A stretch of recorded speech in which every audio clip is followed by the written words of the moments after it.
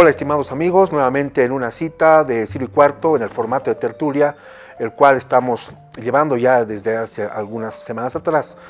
Quiero en esta oportunidad anunciar, como ya se había hecho en la anterior sesión, mencionar que vamos a tocar el tema de Calama, específicamente del día domingo 23 de marzo de 1879, y ver los héroes y también los entretelones y esas confusiones que han habido después para desligar responsabilidades de un lado y del otro, documentos y cosas que han aparecido en el juicio de responsabilidades contra DAS y contra otros personeros que estaban en el gobierno justamente durante la Guerra del Pacífico. Para este tema están con nosotros tres queridos amigos: Luis Fernando Sánchez, Carlos Osterman y querido amigo Jorge Abastoflor, a quienes les doy la más cordial bienvenida. Y bueno, empecemos pues a hablar de esto que nos gusta tanto y en el formato de tertulia que ya nuestros queridos televidentes ya lo conocen. Para entender Calama, ¿hasta dónde tenemos que ir? O sea, hablaremos de los antecedentes inmediatos. ¿Por qué todos los bolivianos empiezan a escapar hasta Calama? ¿O en Calama, por la cuestión topográfica, empiezan a ver que esa es la población donde deben hacer su defensa? Bueno, Pablo, es importante siempre trasladarse a los escenarios, porque a veces queremos entender un hecho histórico con los escenarios actuales, con los modos de pensamiento actual, con las formas, las dogmas, las doctrinas actuales, lo cual es un craso error. Tenemos que acomodarnos geográficamente. Calama era la población más importante. San Pedro de Atacama, aunque era capital, era mucho más pequeño. Y Caracoles era un mineral, o sea, le llamaban mineral a una empresa minera, no era una empresa minera, pero sí un asiento de varios emprendimientos mineros, que era una especie de campamento. Pero Calama era una población realmente, diríamos, consolidada. Incluso tenía 3 puentes. El hecho de tener infraestructura civil, y uno de esos puentes metálico, nos da una idea. Sería el de Topacho. Exactamente. Estamos hablando del otro Carvajal y el otro es Calquinche, si no me equivoco. Bueno, un nombre que he hecho que no estoy seguro. Entonces, el puente metálico es una obra que para esa época era algo muy raro. Recordemos, aquí tenemos en Viache el puente de Melgarejo, lo llaman, hasta ahora sigue funcionando, y es de medio punto de piedra, ¿no es verdad? Entonces, que hagan un puente metálico es... Porque por ahí pasaba también el ¿Por qué? ¿Y por qué era importante? Revisando el libro de James Duncan Leigh, cuya tesis fue precisamente sobre el poder militar, orígenes del poder militar en Bolivia, y toca el tema de la Guerra del Pacífico, vemos datos pero impresionantes. Por decirte, la producción de Huanchaca en 1878 es doblada el 80. En 1880 ya es el doble. Y pero uno se pregunta, si estamos en plena guerra, ¿qué está haciendo Ganiceto Arce doblando su producción de plata y por dónde la está sacando? ¿No? Bueno, cuando después se hicieron los problemas y el avión Daza incluso tenía documentación que nunca se la llegó a ver, pero que posiblemente apuntaba a él y no a Campero como quieren hacer aparecer. Entonces podemos explicar muchas cosas. Calama era una población importante. Por lo tanto, cuando se da la invasión chilena, eran aproximadamente 6.000 ciudadanos chilenos, de acuerdo a Jan Dunkerley también, que él ya va a datos científicos. Y además más precisos que la historiografía popular, diríamos, que ha circulado en el siglo XX. 6.300 y chilenos y algo de 1.200 bolivianos en toda la provincia. Por lo tanto, y la mayor parte en Antofagasta. Antofagasta sí era una ciudad. Pero aquí viene algo importante, Pablito. No había fotógrafo. Por eso a mí me llama la atención ver fotos de Eduardo Avaroa, fotos de los combatientes, etc. No había. Bueno, de Eduardo Avaroa hay, pero no del grupo que ha circulado. La llegada del fotógrafo era un acontecimiento como la llegada del circo. Llegaba el fotógrafo en caravana, anunciaba su llegada y la gente pudiente se preparaba para sacar sus retratos. No había la Kodak Instamat y las instantáneas para sacarse los guerreros antes de combatir. Es un ejemplo del tamaño de la ciudad.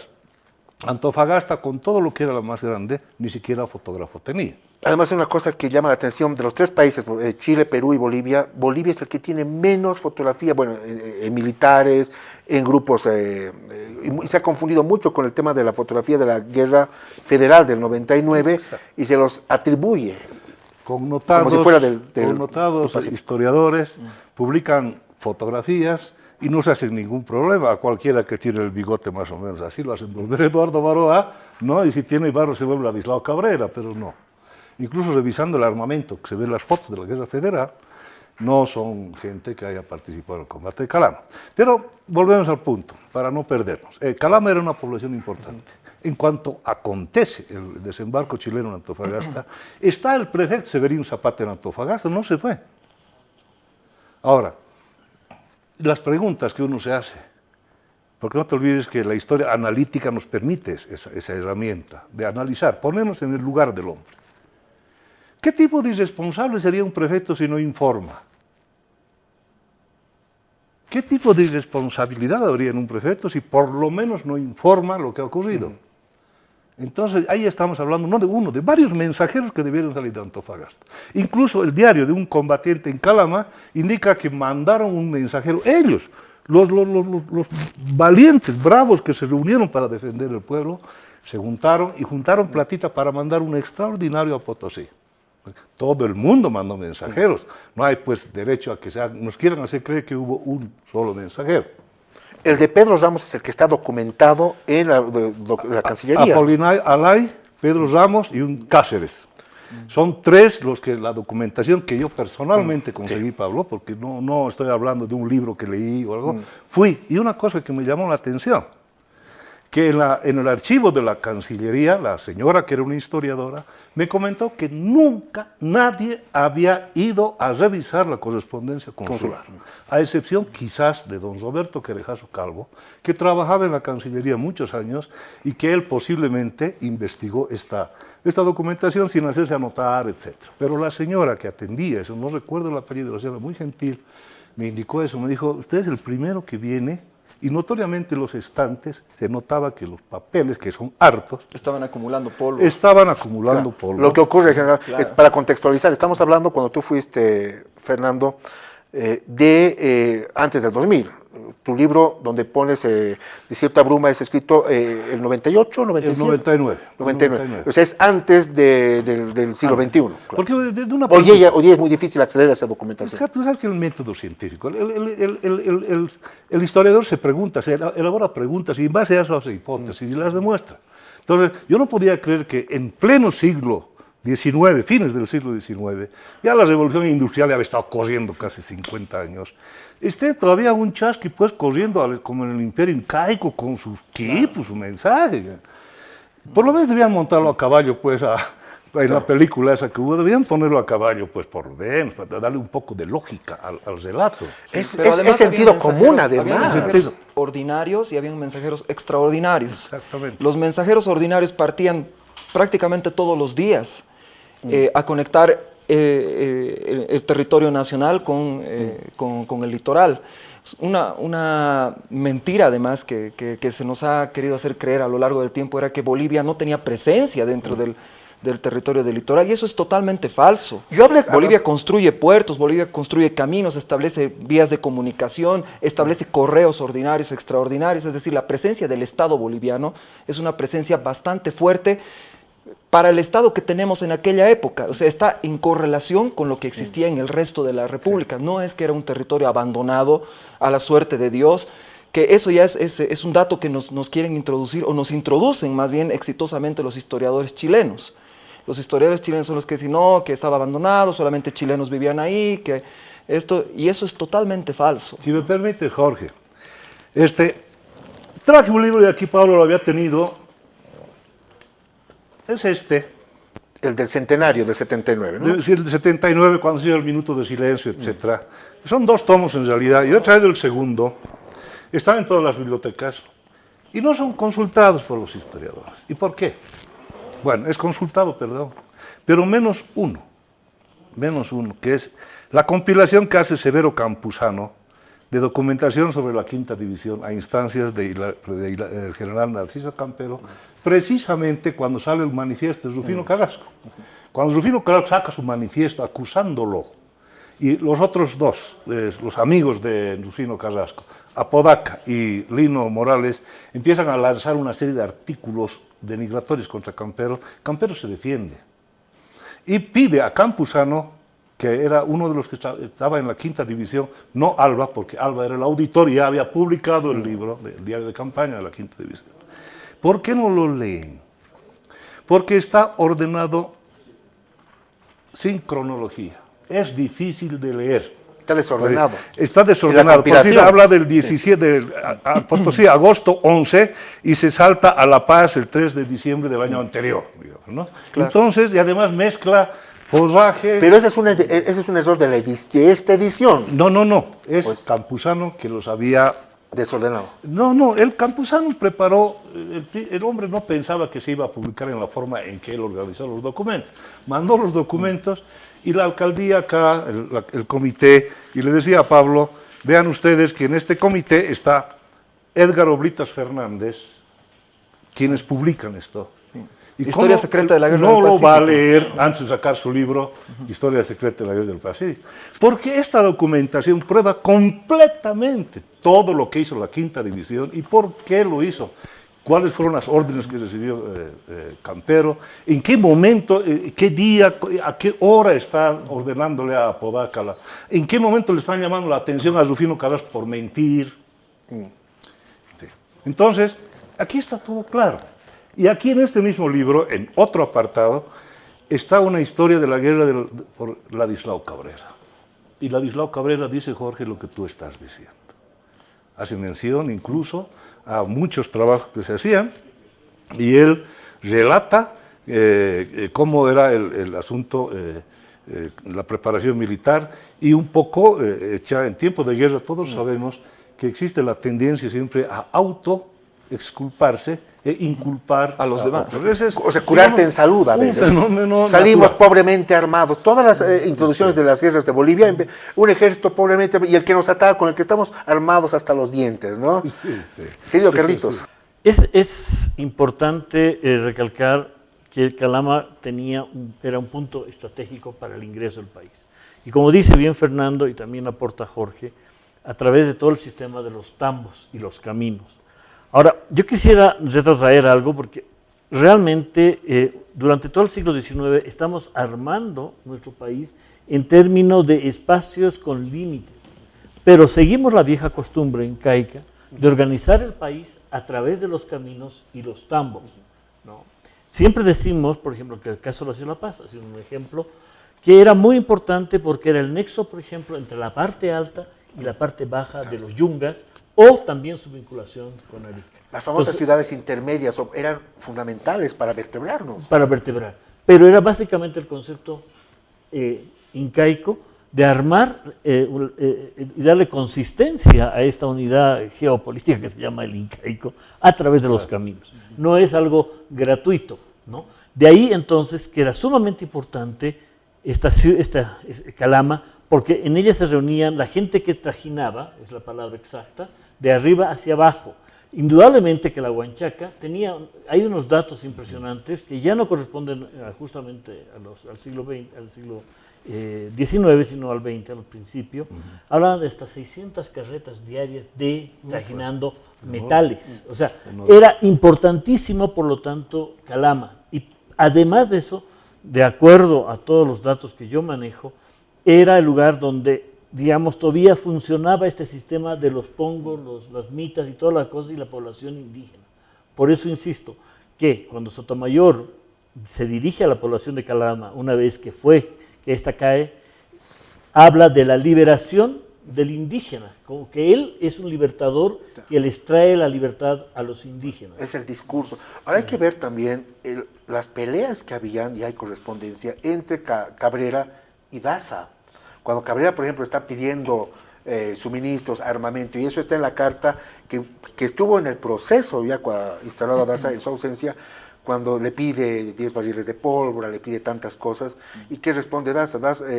Cabrera es un oportunista político que simplemente quiere hacer bulla. ¿A qué vienen estas rivalidades políticas? Y Cabrera es el que dice, no los chilenos, Cabrera es el que dice que Daza no quiso avisar al pueblo porque se quedó para festejar el carnaval. Es Cabrera el que lo dice.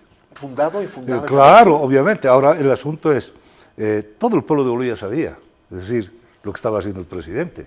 Sí, poco antes en una semana había estado festejando su cumpleaños. En enero, hasta ¿no? con corrida de toros, ¿no? Y ya estaba el blanco Encalada en aguas territoriales bolivianas, amagando, ya era un casus belli en realidad. Por supuesto. Es un Ya- bloqueo ya era un naval. caso- En el Pero momento claro. en que comienza el bloqueo naval es que comienza la guerra, se produce el casus belli. Nosotros entendemos que la guerra comienza el día del desembarco, que es el 14 de febrero. Claro. Pero en realidad desde enero Bolivia ya está en estado de guerra con Chile, precisamente por A la llegada esta- del Blanco Encalada y el bloqueo del puerto de Antofagasta. Así es. A esta presencia yo sí quiero destacar algo muy importante que lo dice también un historiador chileno al estudiar las cartas que existían entre la compañía de salitres y, digamos, Londres. Él dice textualmente, porque quien arma el despelote y quien arma toda se encarga de encender la mecha es ni más ni menos que Mr. George Hicks, que era el administrador de la compañía de salitres. Entonces él se va y se refugia en el consulado de Chile. Y por eso había un barco, el Pelican, que era de la Armada inglesa, que fondea seguramente en Antofagasta, y le manda una carta a Severino Zapata. Y hablo esto ¿por qué? Porque Severino Zapata es una figura histórica que debemos resaltar, porque a mí me parece muy interesante. Y en algún sentido Chile está replicando lo que hace con el Blanco Encalada al hacer lo que está haciendo con el Pelican. Le manda una carta, le dice, señor, estoy aquí escribiéndola en defensa de nuestro súbdito, bla, bla, bla, y comienza a defender a Mr. George Hicks, que era inglés. Severino Zapata le contesta con realmente una carta maravillosa. Le dice, ¿sabe qué más? Usted no es quien me diga nada, ni yo quien le conteste. Si usted tiene algún conflicto, algún problema, le ruego de que se dirija a la Cancillería. Claro. Era un hombre de una integridad que realmente me extraña que en nuestra historia no se haya resaltado. ¿no es cierto? Es que no murió, ¿Ya? es que no se volvió mártir. Claro, No, sí. claro. No se martirizó. Pero era importante. ¿Por qué era importante la presencia del Pelican? Porque la presencia de los ingleses en América no era un elemento dirigido del gobierno central de Inglaterra, sino que básicamente eran los hombres de negocio. Y estos hombres de negocio hacían los negocios y tenían el respaldo de su Estado, que en este caso es la Marina. Lo mismo ocurre con el Blanco Encalada, siguiendo el modelo, ¿no es cierto?, con la presencia de las tropas chilenas y la amenaza. Yo creo, Carlos, que has tocado el clavo y eso merecería otro programa. Hay podemos hacerlo, ¿por qué hay no? unos escritos peruanos que están saliendo en el internet, es una maravilla y prácticamente Ha revolucionado. uno podría estar todo el Sí. día viendo y cada vez se encuentra novedades. Hay unos documentos que cada vez explican mejor la actitud de la banca inglesa de fines del siglo XIX, la aventura de James de Rothschild, ¿no?, que está jugando a una carta en África con Cecil Rhodes, ¿no?, la aventura de Rhodesia, para tener el monopolio mundial de los diamantes, ¿no? Ha de comprometer incluso al gobierno de Benjamin Disraeli, primer ministro de la reina Victoria, para una aventura en Sudáfrica, la guerra anglo-boer, que le ha de salir a Inglaterra más caro que... Ese es Rothschild, la banca Rothschild.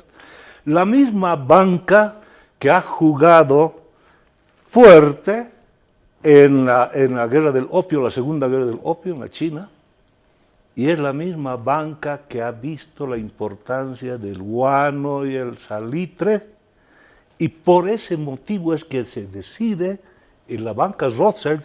Sabemos que son 4 hermanos, Claro. 4 casas. Estamos hablando de la casa inglesa, la de James Rothschild, pero más poderosa era la banca francesa, pero era hermano de él, y la de Nápoles y las 2 Sicilias, y la otra estaba la italiana. en Francia. Esta banca Rothschild, que incluso le ha hecho ganar guerras a Napoleón y le ha hecho perder también, y lo ha endeudado al Banco de Inglaterra, esta poderosísima banca, ahí están 2 paisitos que tienen una riqueza que no debieran tener, Perú y Bolivia. y la prepara. Y prepara. De ahí vienen los créditos y el financiamiento para los blindados chilenos, para el armamento, la artillería Krupp, porque ellos no están fomentando la industria inglesa, no señor. Ellos fomentan la guerra, porque ellos prestan a gobiernos, no es una banca que tenga Negocios de ventanilla. armamento, nada de eso, no. Presta a gobiernos, endeuda a gobiernos y les hace pelea.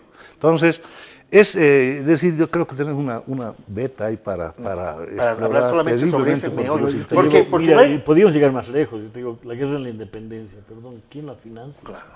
Porque no es gratuita, y además los compromisos que tiene Bolívar, Simón Bolívar, y esto lo dicen algunos, y se ve entre líneas en las cartas que se escriben, o que él escribe, era el excesivo apetito, la apetencia que tenían los ingleses por las minas. No es que pasemos, acuérdate que eliminamos a los grandes empresarios españoles, y quiénes van a llenar el vacío, y ahí vienen los compromisos. Bolivia, yo insisto, hace algo que a mi juicio no se ha estudiado y que se debería estudiar. Ha pagado la guerra de la independencia en América entregando sus minas. Bolivia se la jugó durante 16 años por su independencia. Pero yo creo... Una república tremendamente endeudada. Claro, pero dime, ¿cuáles eran los compromisos? Y ahí viene además lo famosa, la masonería. ¿Qué era la masonería en la época? Básicamente era la garante de pactos que se hacían entre los ingleses y los revolucionarios. Alguien tenía que decir y fiscalizar que se iban a cumplir. Entonces, por eso que no me extraña que San Martín, el caso de Bernardo Higgins, el caso de Simón Bolívar, todos sean masones. Así es. ¿No es cierto? Bueno, ese es un tema que seguramente los historiadores tendrán que debatir y se tendrá que abrir porque para mí cualquier guerra demanda recursos económicos, hay que, ¿no es cierto? Y de alguna forma hay que compensarlos y pagar. Mira, lo dice Pentland, y con eso termino mi participación. Pentland, en su libro que habla sobre su viaje sobre Bolivia, en la gestión de Sucre, él cuenta de que llegó a Potosí una empresa, un holding, ya ni siquiera una empresa chiquitita, a explotar el Cerro Rico de Potosí. ¿Ya? Traen grúas, traen motores de vapor, mira, una infraestructura increíble. Y no funciona, ¿no? Pero ahí está el testimonio de lo que estoy diciendo. Hay un compromiso con los ingleses para entregar nuestras principales minas hacia los ingleses. Y hay varias cartas en las que... Y Bolívar en algún momento, como que cuento, se molesta, se enoja, dice, porque ya estos me están pidiendo demasiado, ¿no? Así es. Eso es una... Pero claro, ese es en el tema, por ejemplo, que ahora se habla tan alegremente, fue Inglaterra. Pero uno puede buscar un documento, no existe un solo documento que diga que la reina Victoria o el imperio británico como tal estaba metido. Ese es el problema incluso ahora cuando se habla de imperialismo.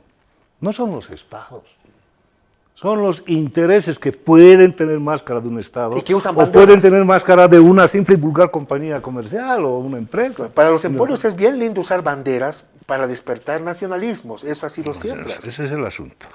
Ahora lo que dices es realmente tremendo, porque ese informe de Pentland habla incluso de que la coca ya en esa época, el gobierno de Sucre, era el principal producto de la paz y superaba al trigo de Cochabamba y a los otros productos que producía Cochabamba, el Valle Cochabambino, que ya en esa época se hablaba del... Entonces, nos da luces sobre la importancia de otro tema. Claro, sí, pero para entender el contexto es importante. Volvamos a Calama, que es el centro de esta época que vamos a recordar. Y bueno, a mí debo decirles que siempre me ha indignado, y creo ahora más, cuando uno todavía escucha alegremente en medios de comunicación hablar de Avaroa. No es el hombre que simplemente estaba, porque es oligarca, porque es blanco, estaba defendiendo sus intereses. No, que en el fondo él, inclusive escuché hace poco, que él se había casado por poder, por conveniencia, para pasar la historia. Ese tipo de barbaridades, porque son barbaridades, que hoy alegremente se escucha en medios de comunicación, y creo que es importante darle nuevamente la importancia real desde lo humano a Avaroa, ¿no? Avaroa no es un tipo que está yendo ahora decidido morir. Él está dudando, inclusive días antes, porque le manda una carta a Ladislao Cabrera, donde le da una pistola, le da harina, pero algo ha debido pasar, algo lo ha debido conmover a Avaroa, que al final, días antes, decide él entrar, y además, como era un ciudadano prestigioso, seguramente era un líder, le asigna la defensa justamente de este puente de metal importante, el puente de Topate. Todos van a morir en acción de defender ese puente. Realmente lo que dices, Pablo, es fundamental y ocurre con mucha frecuencia.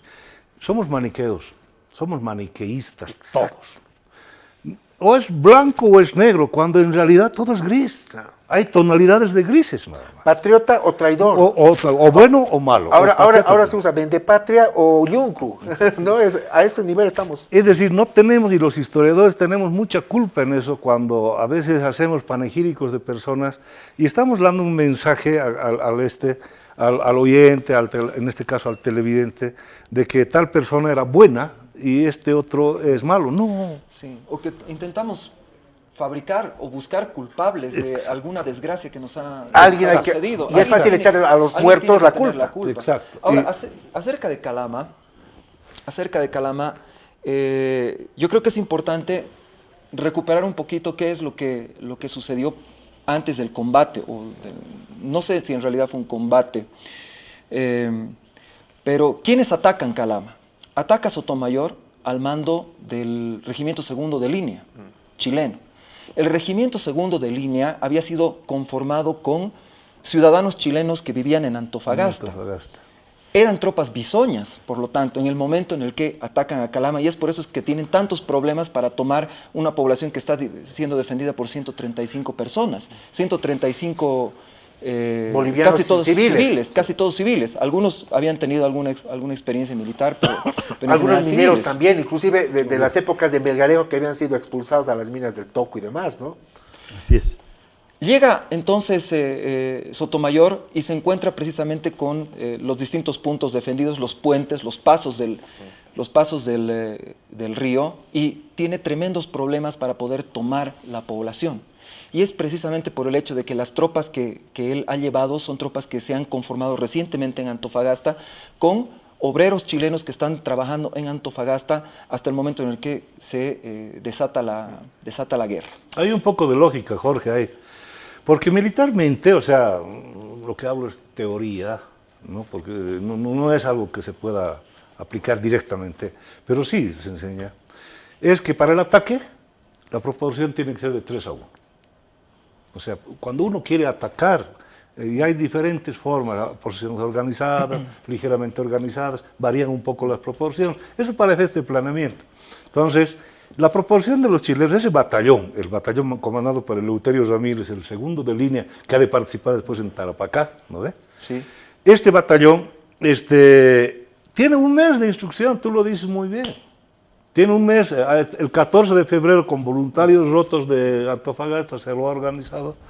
Pero ojo, tiene oficiales profesionales. Tiene oficiales profesionales, muy buenos. Sí. Y en términos de eficiencia operativa, la oficialidad es fundamental. Ahí se ve la diferencia. Fundamental, ¿no? Entonces, bueno, tiene oficiales profesionales, tienen un solo mes de instrucción, efectivamente. Con un mes de instrucción nadie se anima a trajinar con soldados, pero estaban en guerra. Pero los nuestros estaban pues en peor situación, ni siquiera tenían armamento regular, ¿no? Y la proporción viene a ser 3-1. Lo que son 450 más o menos. Pero, para acabar, pero había una cosa aquí, y es lo que festejamos cada 23 de marzo. Y uno lee la documentación, un patriotismo, un sentido de renunciamiento increíble. Saben que van a perder, saben que van a morir. Pero porque, perdón, solamente una aclaración. Cuando nosotros hablamos de regimiento, compañía, división, etcétera, al referirnos a la Guerra del Pacífico, nos estamos refiriendo a cantidades que son variables con respecto a Bolivia, Perú y Chile. Una división boliviana en la época de la Guerra del Pacífico tenía en promedio 1.500 hombres, una división boliviana. Mientras que un regimiento chileno tenía 2.000 hombres. El ejército chileno era un ejército que se encontraba en transición. El ejército chileno todavía tenía batallones, pero ya estaba comenzando a organizar regimientos, ¿no? El batallón es una etapa previa al surgimiento de los regimientos como unidades de infantería. Antes ya se lo utilizaba en unidades de caballería. Aparte del regimiento segundo de línea, que tenía aproximadamente unos 2.000 hombres, Sotomayor tenía artillería y tenía caballería. Probablemente hayan llegado a ser unos 2.200 hombres que estaban atacando a los 135 defensores. Bueno, en esta y en otras acciones, y no solo en este conflicto, existe la tendencia de uno a a minimizar sus propias fuerzas y maximizar las del enemigo para tener mayor dosis de heroísmo, etc. Y es aquí en la China. Sí, en todo lado. Pero aquí, independientemente de los guarismos o de los materiales, está el factor anímico, el factor moral, que es tremendamente importante. Cuando no existe el factor moral, cuando no existe la voluntad de lucha y la voluntad de vencer, es decir, el desastre está hecho por más que sean el doble los que defienden, los efectivos a veces no interesan cuando no hay voluntad de lucha. Es algo que se busca mucho en los ejércitos, la moral. Y para eso hay métodos científicos, para tratar de trabajar esto y crear cohesión en la tropa, los valores, insuflar moral, etc., voluntad de lucha. Bien, yo creo que lo rescatable de Calama es el valor de la gente. Desde la correspondencia que mantienen ellos internamente, los pocos relatos que hay sobre Calama, dicen que ellos sabían que les iban a perder la batalla, que no iban a ganar, pero estaban dispuestos a entregar todo, incluso su hacienda, todo, sabían que corría riesgo su familia, los habitantes de ahí, y aún así se lanzaron y rechazaron las intimaciones chilenas. Eso es lo maravilloso de nuestra historiografía, inclusive en el siglo XX, el Chaco y demás, pero el XIX ese deseo de renunciamiento. Lo de Avaroa, que vamos a ver por qué es héroe, porque muere, porque hay un fenómeno bien interesante que ahora se está discutiendo en los tres países, Bolivia, Perú y Chile. Las figuras máximas son mártires, porque Avaroa murió, porque Prat murió y porque Grau murió. Nos hemos vuelto en el siglo XIX héroes, ¿por qué? Porque tal vez ya no tenían enemigos políticos, ya no podían ser presidenciables, que es un análisis interesante para ver, o necesitábamos ver, mártires, le hemos dado más fuerza a los mártires. A veces uno ve la historiografía norteamericana, a veces el héroe es Eisenhower y que además puede ser presidente, ¿no? Entonces hay otra lógica, pero bueno, vamos al tema. Avaroa es el hombre del renunciamiento, se casa por poder con su concubino, la señora de Pollera, Irene Rivero, que eso es importante también para contextualizar. El hombre sabía que podía morir, por eso decide arreglar su testamento y esas cosas, ¿no? ¿Cómo debemos verlo, sin apasionamientos, al hombre con luces y sombras? ¿Cómo debemos ver, con mirada del siglo XXI, nosotros a Eduardo Avaroa? Yo tengo, hay que tomar dos elementos para analizar el rol de Eduardo Avaroa. Como yo pienso, lo fue el caso de Boquerón.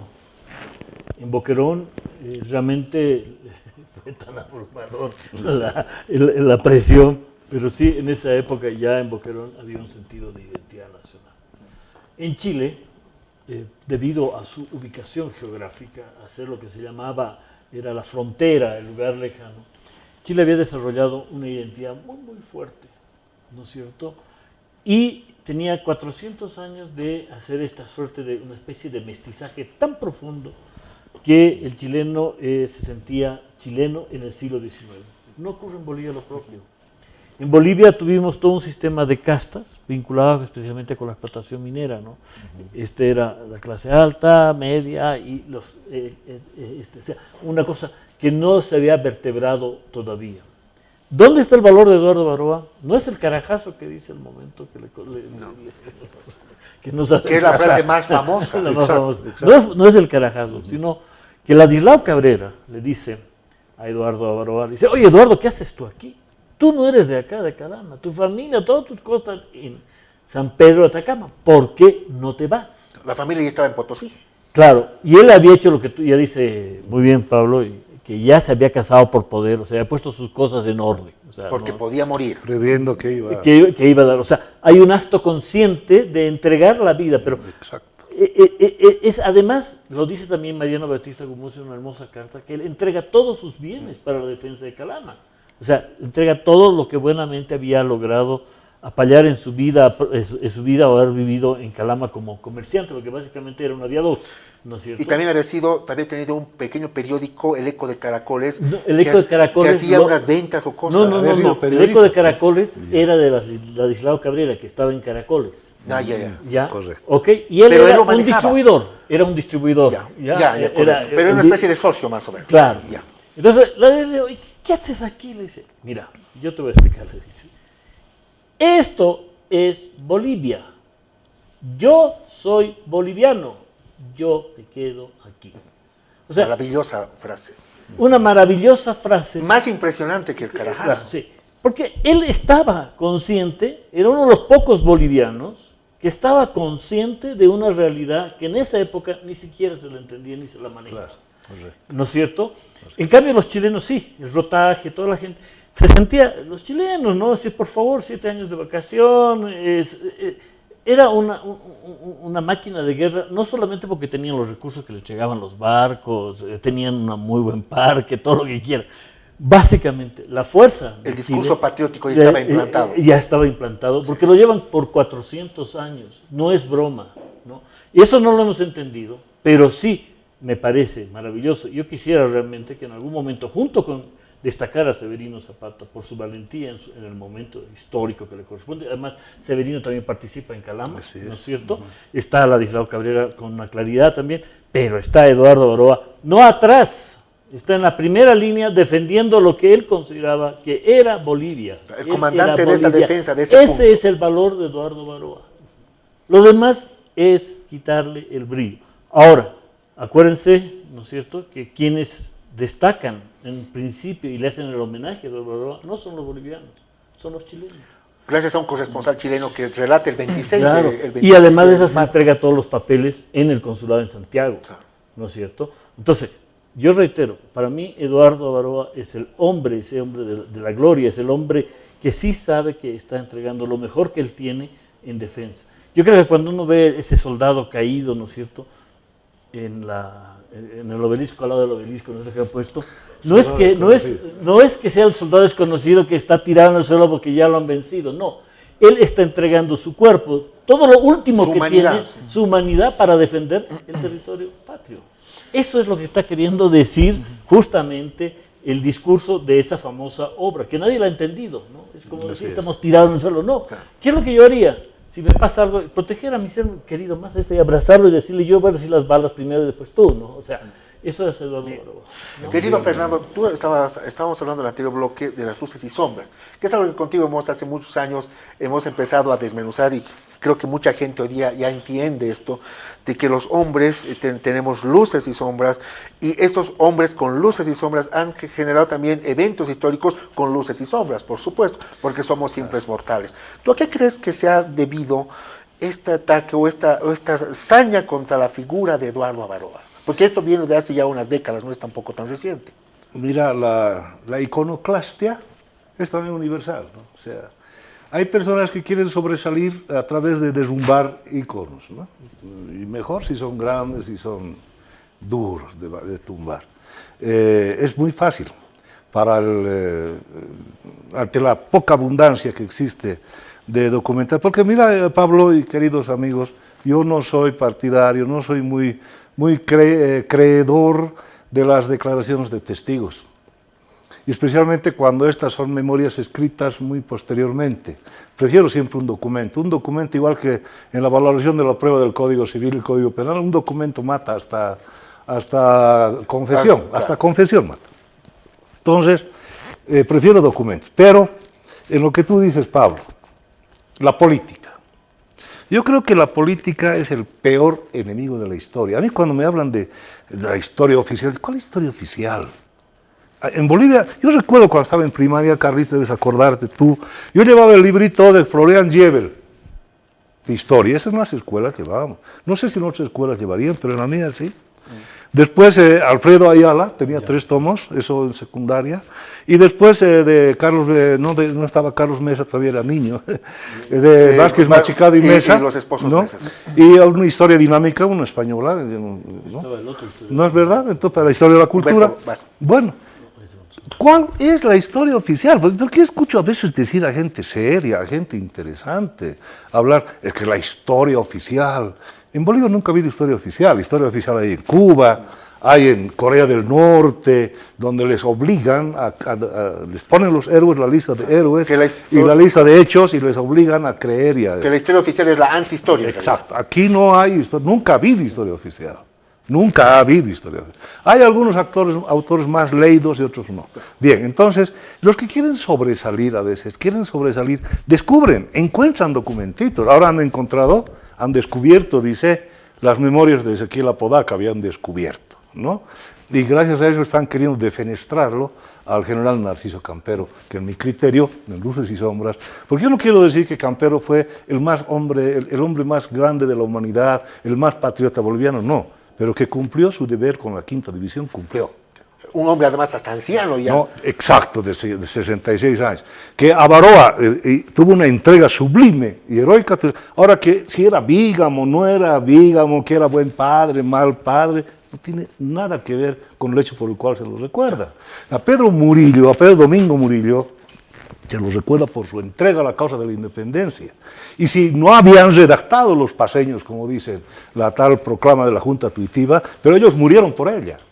Ellos la hicieron suya en la No han muerto por hacer chacota, claro, han muerto ¿no? porque entonces y fueron al campo de batalla. Ese es el además, mérito. pues. O sea, ahora que fulano de tal o sutano, ¿no? En cada héroe vamos a encontrar grandes problemas de sombras, en todos.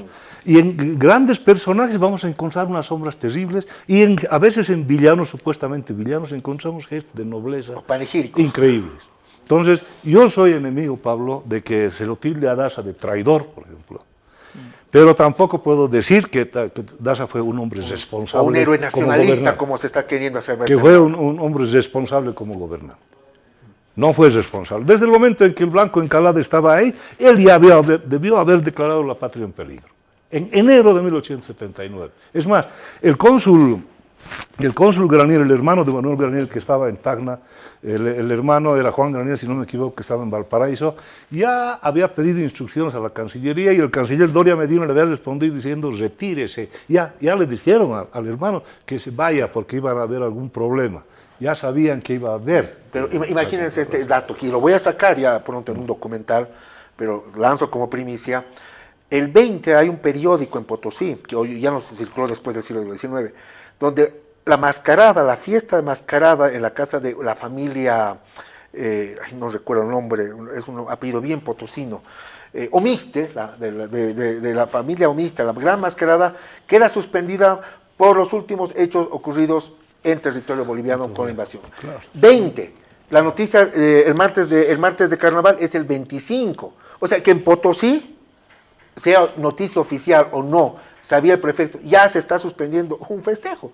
Entonces aquí esa idea que está llegando de sorpresa, ¿no? Es algo tan infantil. Yo estoy al lado de un militar aquí, Fernando, y eso es bien importante. Cuando tú vas a hacer una invasión o vas a iniciar una guerra o un conflicto, tienes que buscar la ocasión. Exacto. ¿No es cierto? Yo sostengo que el carnaval no es fiesta menor en nuestro país. Tiene unas raíces prehispánicas profundas y tiene que ver con la fiesta de la abundancia. Mucho más cuando había hambrunas y otras cosas en la época, todo lo que sabemos. Es todo un sentimiento muy profundo. O sea, por favor, si comenzamos a ver un poco lo que ocurre en nuestros carnavales, nomás aquí cerquita, y no lo que ocurrió más allá, vamos a entender de que realmente es un momento muy, muy especial para todos. No es solamente la farra, el baile, etc. Es el agradecer, tiene una serie de connotaciones y ritualidad, etc. Yo me he puesto a pensar, ¿no sería que había la intencionalidad de hacer lo que se hizo justamente en esta fiesta? Perdón, o sea, hay estrategas, hay gente que está pensando, porque nada para mí es al azar, nada. Y mucho más cuando en una invasión tan planificada. Claro, que Chile la ha planificado al detalle, Carlos, al detalle. Tocaste un punto que yo lo ofrezco la documentación. Propongo una cosa que antes, y para nuestros amables televidentes. La próxima semana continuamos con una segunda sesión sobre este tema. ¿Les parece? Perfecto. Continuamos. Y valga como adelanto esto. Está saliendo en internet, por si acaso, no es algo que yo haya descubierto gracias a mi curiosidad en bibliotecas, no. Por casualidad una vez se encuentra con... Y encontré una veta de oro. Hay una información, muchos documentos, no uno solo, sobre los relevamientos marítimos de la Marina chilena antes de 1878. Eso en términos militares es inteligencia. La inteligencia maneja terreno, operaciones, condiciones meteorológicas y enemigo. Esas tres cosas es el ámbito de la inteligencia. Entonces, el terreno, cuando se ve a un ingeniero, a un topógrafo así con su teodolito haciendo un relevamiento topográfico, ya es. Por eso es que los estados obligaban, ahora obviamente ya no, con el Google Earth ya no, obligaban a que todo esto esté en manos de militares. Porque el tener datos sobre el terreno, croquis actualizados, todo eso es información, pero fundamental para el planeamiento militar. Bien. Entonces, lo que tú dices, Carlos, es fundamental. Tocaste un punto. Pero realmente, ahí yo creo que yo te apunto a otra cosa más. Yo he estudiado, he hecho mis estudios en Chile, conozco algunas cosas. Hay un señor que es un señor Filippi, Sí. que hace un viaje por territorio boliviano, recoge datos y antecedentes Antropológicos, de fauna, flora. todas esas cosas. Y todos los materiales que recoge está en una institución que es una institución venerada en Chile, que es el Museo de la Quinta Normal. Ya. Yo he estado en esos depósitos, he conocido las colecciones que él ha recogido, y en ese entonces no le di el peso. Lo que pasa es que este señor, al igual que otro geógrafo, es lo que nadie quiere entender. Chile no solo tiene abogados, no tiene diplomacia, sino tiene por sobre todo geógrafos. Es más, si había una escuela geográfica alemana, francesa en América Latina, es la chilena. Es una escuela, ¿no es cierto? Entonces, ya en ese entonces, estoy hablando desde la caída de Santa Cruz, por del 39, claro, ya se hace toda una serie de visitas al territorio y se levantan cartas geográficas. Claro. Ya, entonces hay un conocimiento geográfico de la región, pero en detalle. Y ahí están las cosas de Filippi, que es todo un hombre muy respetado en Chile.